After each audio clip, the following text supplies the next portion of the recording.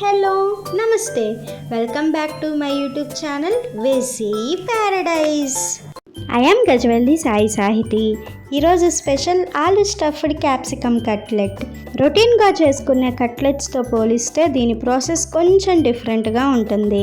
Let's begin the recipe process. First ఒక 5 potatoes తీసుకొని ఇక్కడ చూపిస్తున్న విధంగా కట్ చేసుకొని బాగా ఉడికించుకోవాలి. మీరు కనుక ప్రెషర్ కుక్కర్ యూస్ చేస్తున్నట్లు అయితే ఒక 4 విజిల్స్ రానివ్వాలి.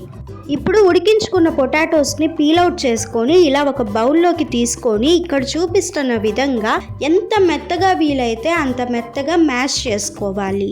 మీరు ఈ ప్రాసెస్ని చేత్తో చేసుకోవచ్చు, లేకపోతే తురుముకోవచ్చు కూడా.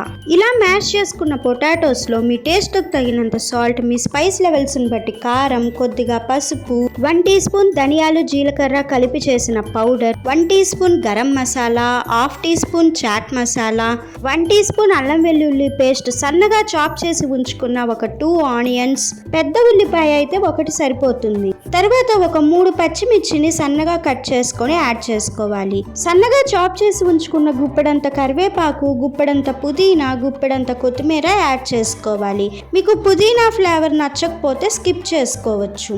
ఇప్పుడు మొత్తం బాగా కలిసే విధంగా మిక్స్ చేసుకోవాలి. సో ఇక్కడ చూపిస్తున్న విధంగా పొటాటో మిక్సర్ మొత్తం ఇలా రెడీ చేసుకోవాలి.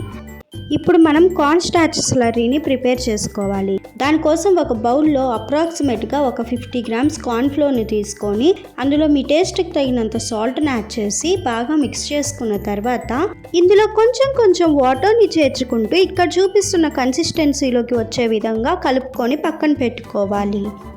తర్వాత శుభ్రంగా వాష్ చేసి ఉంచుకున్న ఒక క్యాప్సికమ్ తీసుకొని ఇక్కడ చూపిస్తున్న విధంగా పైన కట్ చేసుకొని లోపల సీడ్స్ అన్నిటిని రిమూవ్ చేసుకొని ముందుగానే రెడీ చేసి ఉంచుకున్న ఆలు మిక్చర్ని స్టఫ్ చేసుకోవాలి.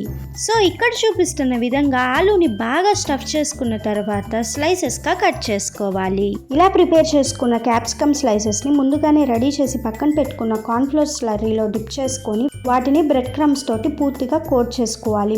మీ దగ్గర బ్రెడ్ క్రమ్స్ లేకపోతే బ్రెడ్ స్లైసెస్ని మిక్సర్ జార్లో వేశారు అంటే బ్రెడ్ క్రమ్స్ రెడీ అయిపోతాయి. ప్రతి ఒక్క ఇంచుకి కూడా బాగా పట్టే విధంగా మనం కోట్ చేసుకోవాలి.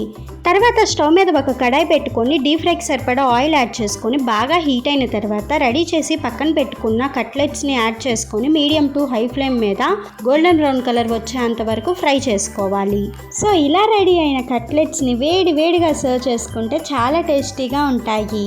ఇంతకీ ఆలు స్టఫ్డ్ క్యాప్సికమ్ కట్లెట్ రెసిపీ నచ్చిందా? అయితే ఇంకెందుకు లేట్, వెంటనే ట్రై చేసి చూడండి. Stay tuned for more interesting recipes.